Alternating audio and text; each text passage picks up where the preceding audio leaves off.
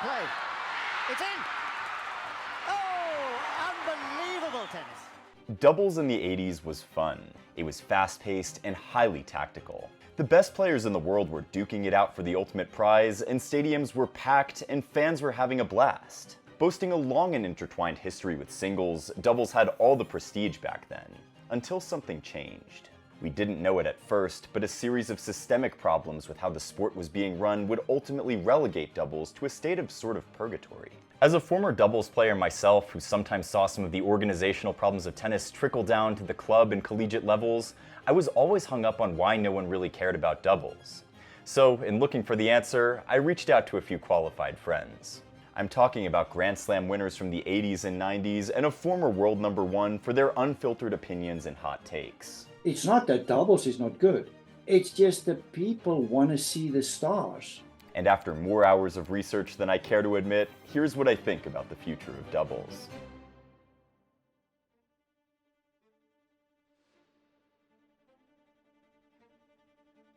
Let's play a quick game. Name the top 10 doubles players on the ATP and WTA tours, and I'll hook you up with some free SuckerPunch. No cheating. Was that too difficult? Well, let's narrow it down a bit. Can you name the top 5 players on either tour? Do I hear crickets? See, it's actually not your fault.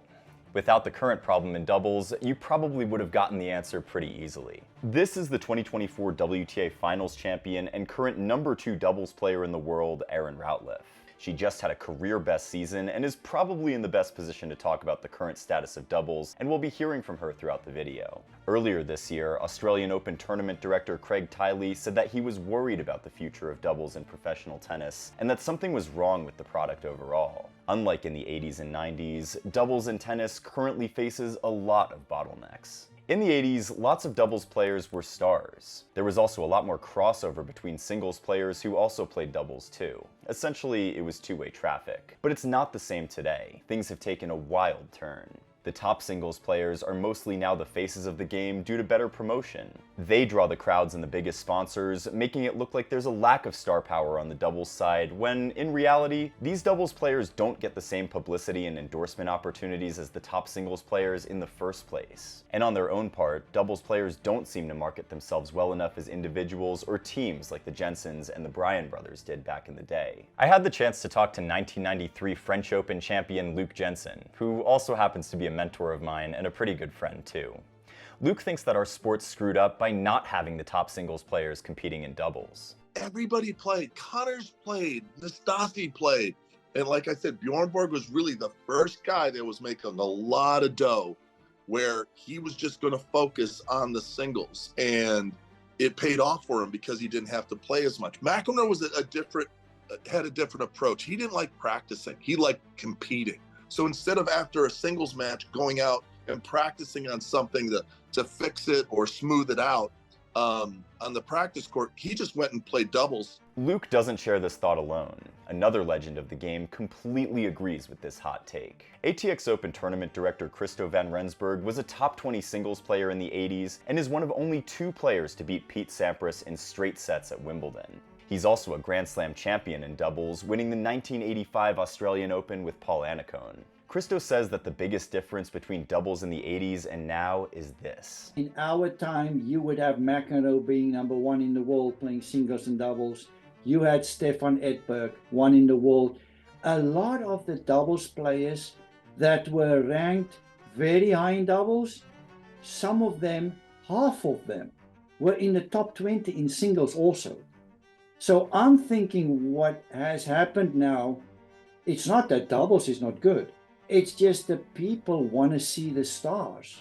Whether it's singles or doubles, fans just want to watch their idols. And if the top players have the right incentive to play doubles, we could very well see an explosion in the sport. Speaking of incentives, we've come to know that top singles players skip playing doubles for different reasons. Back in the day, Bjorn Borg was a baseliner, and since doubles didn't provide additional practice for his game like it would for a serve and volleyer, it could have been one of the reasons he didn't play doubles as much. However, one of the major reasons has to do with the money involved. Although the prize money in doubles has been increasing over the years, it's nothing compared to what the singles players make. Jannik Sinner, the winner of this year's US Open, took home $3.6 million, while doubles champs Max Purcell and Jordan Thompson only got $750,000. That's $375,000 each. Now, that's roughly 10% of what Sinner won. And don't even get me started on the mixed doubles. The winning team, composed of Sarah Irani and Vavasori, got a $200,000 check. $100K for each player. To put that into context, a player makes the same amount of prize money for crashing out in the first round of the US Open singles as they would for winning mixed doubles. The prize money for lifting the doubles title is comparable to reaching the fourth round in singles. There's so much money in the singles game right now that no one wants to risk injury by overplaying and competing in doubles. This wasn't the case a few decades ago. Although the money in singles has always been more than in doubles historically, the gap between the two continues to widen. In 1968, the prize money for winning the men's singles at Wimbledon was $2,000, while the doubles winners took home $800. At this year's Wimbledon, the prize money was $2.7 million for the singles champ and $650,000 for the doubles team. And it gets even crazier. This pie chart shows the prize money distribution at this year's US Open. Singles gets the overwhelming majority at 70.5%, and the entire doubles allocation is almost the same of that as the singles qualies. With prize money not being a major driver for top singles players, they mostly play for pride or legacy in only a few events like we see at the Olympics, Davis Cup, and on a few other occasions. Why are doubles players not getting nearly as much as singles players? Is it because tournaments don't get enough revenue from doubles, or because the tournaments don't care about doubles enough to allocate large sums of money? Or are there more important factors to explore? If you're loving this video so far, why not take a second to like and subscribe? It helps us create more of the content you love. Thanks again. Unlike a few decades ago, the progressively more intense physical nature of the game puts massive demands on the body of a player trying to compete consistently at the highest level in both singles and doubles. Some tennis players have shown a desire to play doubles, but the rigorous scheduling on tour doesn't help at all. It's a bit easier for the women who only play best of three, and it's probably the reason why we're seeing more top players like Goff, Pegula, Krejcikova, and many others playing doubles frequently. For the men, it's a little more complicated. Earlier in the year at Los Cabos, we saw Jordan Thompson play 3 matches in 24 hours to win the titles in both singles and doubles. According to Andy Murray's brother Jamie, a well-respected doubles player himself, scheduling is about the biggest problem in doubles. Murray even submitted an entire document proposing much-needed changes in doubles to the ATP several months ago. According to him, there's an easy fix for doubles in 7-day events, which is starting the tournament on Sunday and playing the doubles final on Thursday or Friday. The logic behind this is that if players lose early in singles, most of them wouldn't want to stay until Sunday because they're already thinking about the next tournament, but with a compressed schedule for doubles, the singles players may be more interested because they now only have to wait a few more days to play. Murray has also been critical for the 2-week format for Masters 1000s in singles, saying that such scheduling gives doubles no chance to thrive. On top of that, Murray would also love to see the end of walkovers that have been plaguing the doubles draws all season long. Singles players entering into doubles and then giving up for whatever reasons are a bad precedent for the next generation of players because they grow up not respecting the doubles draw from a young age. And really, it stands to reason. You shouldn't enter a tournament without the intention of finishing it, and it seems like some singles players will enter into the doubles draw to play one match to feel out the conditions before dropping out, which, if you ask me, is pretty ridiculous. Another major problem with doubles is the lack of stability of pairings. Once upon a time, we had high-profile partnerships like McEnroe-Fleming, Navratilova-Shriver, the Woodies, the Williams sisters, the Jensen brothers, and more recently the Bryan brothers, just to mention a few.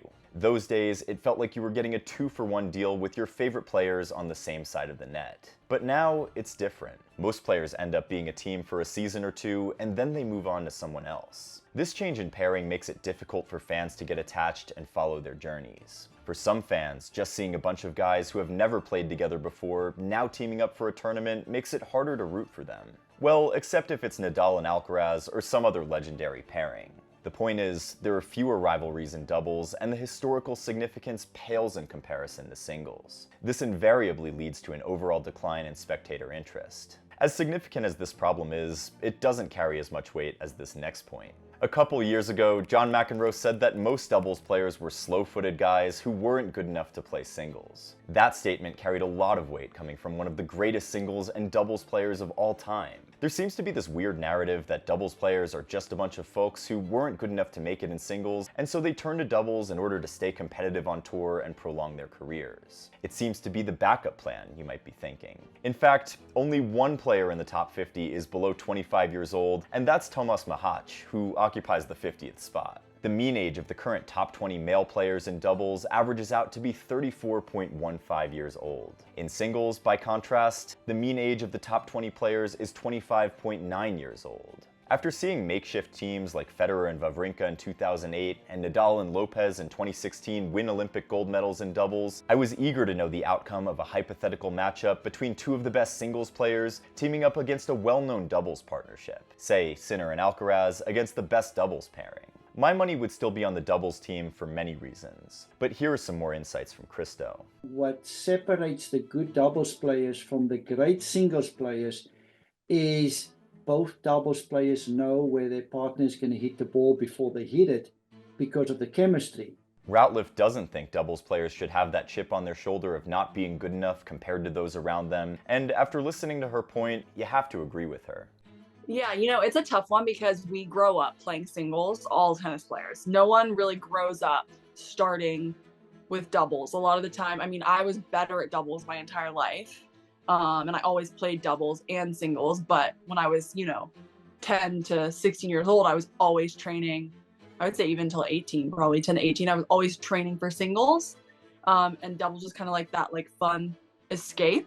Also, in saying that, I think it's definitely taken a little bit of a turn where there's more people that are focusing on doubles earlier because they see it as a long career that you can have and you can be really successful and, be at the best tournaments in the world and not be absolutely killing your body at the same time. Tennis fans play a lot of doubles, so they watch a lot of doubles, which is awesome. And I do think that over the years, the crowds have been growing for doubles a lot. So I think that helps us. At the recreational level, more players actually play doubles compared to singles, which, when you look at the TV viewership, isn't the case at all. It's really a bad look for the sport, but you have to ask yourself, why does this happen? Doubles is radically different from singles. Here's how Luke puts it. The number one thing you have to think about in doubles, this is like 8-layer chess. If you're playing effectively, and if you're playing on the same page with your partner, it's like 2 Spocks on the court.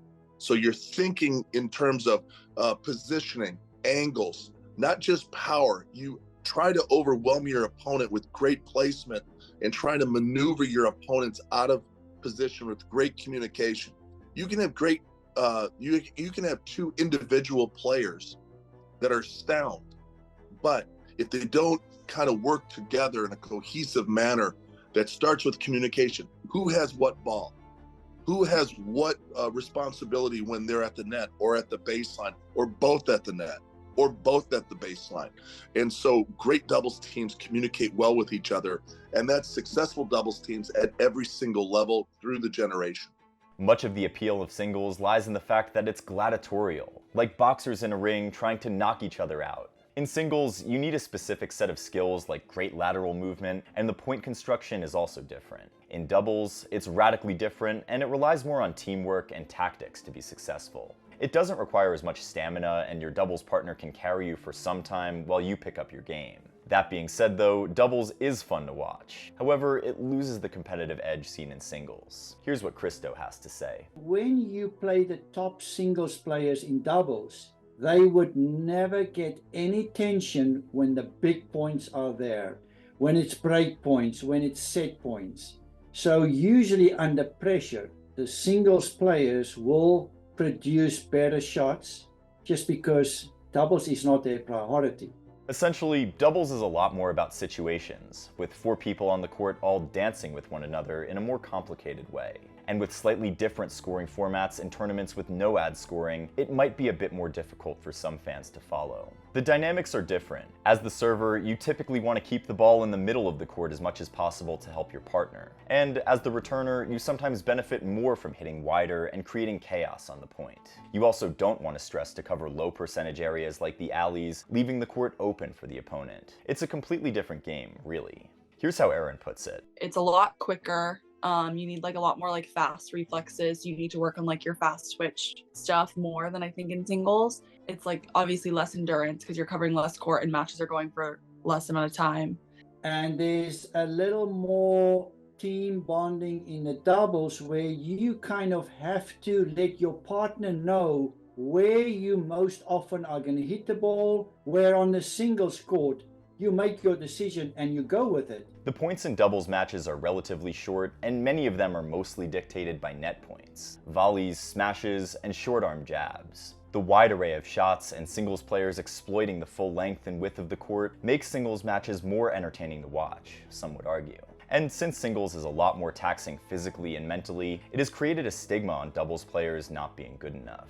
It seems to be a little bit of a chicken and egg situation, but why doesn't doubles get the same exposure as singles? Is the product not good enough? Why is there hardly any buzz about doubles on social media? Organizational bodies seem to be leaving a lot of money on the table by not giving doubles enough exposure. Doubles has a lot of fans, and the tour maybe underestimates that, says Jamie Murray. It's a hard sport to grow without promotion. Take a look at the exposure paddle and pickleball have gotten and how they've created a lot of appeal. There's no reason that doubles can't do the same.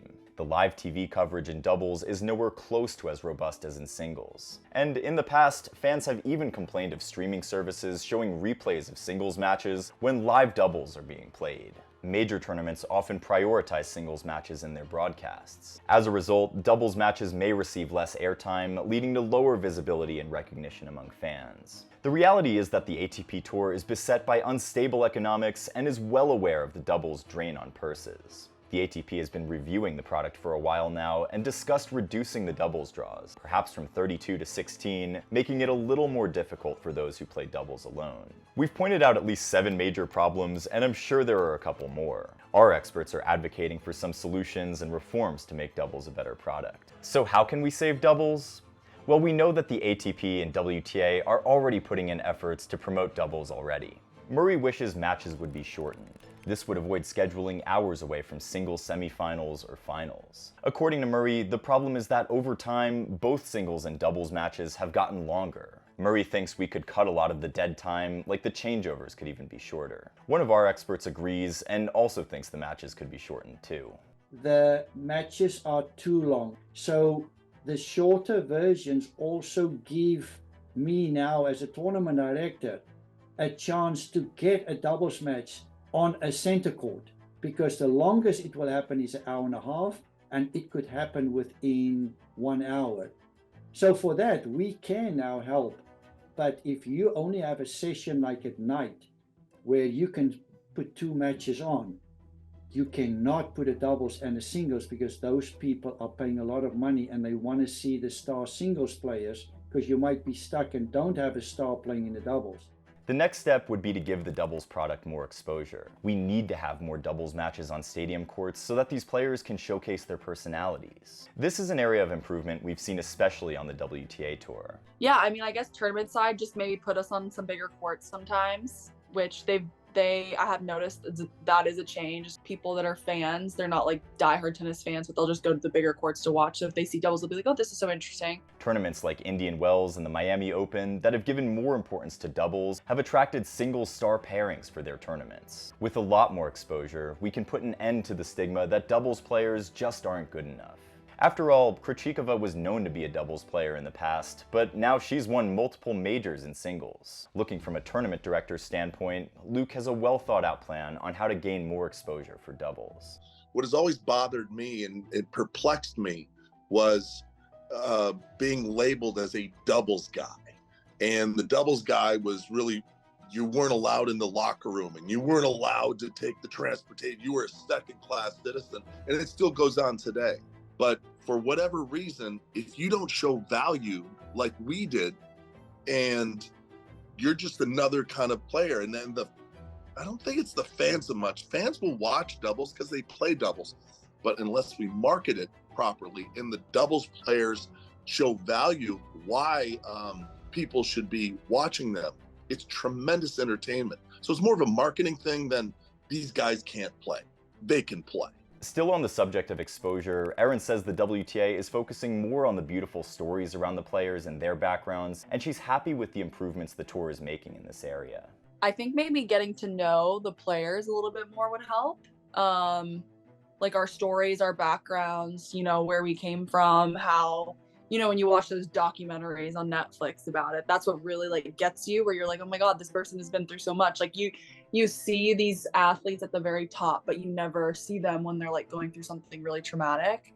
So I think that that is something that the WTA is trying to do, which I've said that they like should be doing for a while, is just showing our personalities. This is something Luke also totally agrees with. But the reality is, how do we expand our brands? How do we expand our players? If you're a professional tennis player, especially in today's opportunity market with social media, everybody should be being promoted and should be promoting themselves with their travel, their lifestyle, everything. And I think it's a really big myth that the tours have, that they don't take their talents from the first player, the #1 seed in every draw, to every doubles player, mixed doubles player, qualifier. These are the showmen and women of professional tennis, and we only promote a few of them. In addition to that, doubles players themselves can work on being more accessible to fans and doing a better job at marketing themselves and their talents just the way the Bryan brothers did. We could even have the names or nicknames on the back of shirts or tops for the lesser-known players. Really, there are so many ways to promote these players. Luke thinks that the process starts with the doubles players themselves. He says that doubles players need to show that they can create more value for tournament directors. To me, the players have to respond and create their own value. We got to a point where tournaments were saying, please come and play our event. Please come. I mean, the fans want to see you. And all it started was, listen, you want to set a clinic? We'll be there. You want us to do a 6 a.m. radio interview? We'll be there. And you create value. I can't stress this enough. So if you create an opportunity, the tour is going to say, we need these guys. And then all of a sudden, mom and dad are like, my kid came home and said, I want to go to this professional tennis tournament because the Jensen brothers gave us a free clinic. They gave us these rackets that were sponsored. Or, you know, there was always some little angle we're using to get the fans to us. We had to go to them first, and then we brought them in. And all of a sudden, our courts were packed. Got more sponsors. It just steamrolls. But if you think the tournament is going to do everything for you, and all you have to do is go out and stretch and hit some tennis balls and play a doubles match with no one in the stands, there's no value there. You got these doubles guys out there, and they're very, very good. But they're not, to me, active enough, proactive enough to go out there and say, what can we do, Mr. Tournament Director or Mrs. Tournament Director, to make your tournament better through our activity, not just our play. Do the autograph signings, get out to the fans and do Kids Day, all of that stuff. I mean, it's just incredible the opportunities that the tournaments provide now for the players to really promote themselves if you want to. Focusing more on innovation and technology will also boost the status of doubles. For instance, we could have more mic'd up sessions and easier access to practices to follow our favorite players. This is how the typical major tournament is funded. Luke says we can create more opportunities through a number of ways. To me, we can use technology to get to, I want to know as a tennis fan, when Sinner is practicing and where I could find live stream on it. I want to see when the doubles guys, when Neil Skupski and these guys are practicing and playing.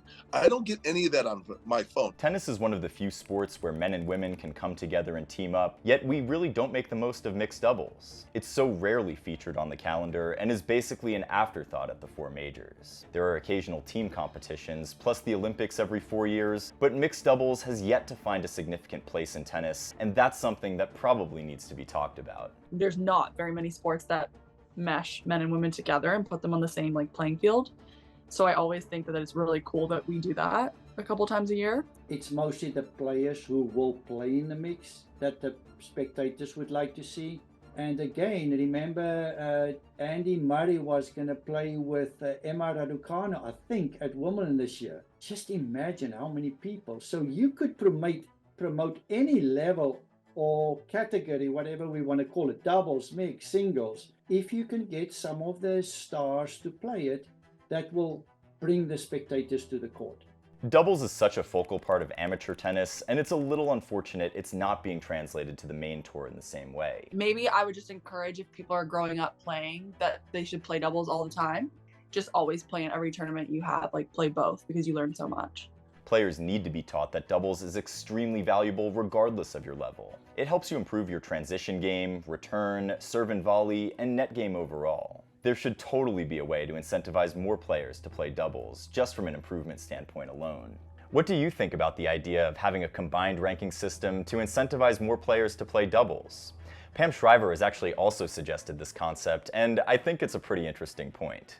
As we've come to know, fans love doubles, but we just don't get to see enough of it to make us consume the product. I've talked with scores of casual fans, and the consensus is that if doubles was more easily accessible on TV, more and more people would tune in. For amateur players, they want better analysis from live commentary in doubles so they can also learn while watching.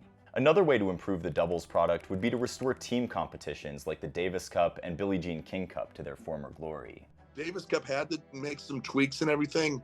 Unfortunately, it really it's taken a hit, because you look at the way the format is, especially if you're not the home team, there's no one in the stands.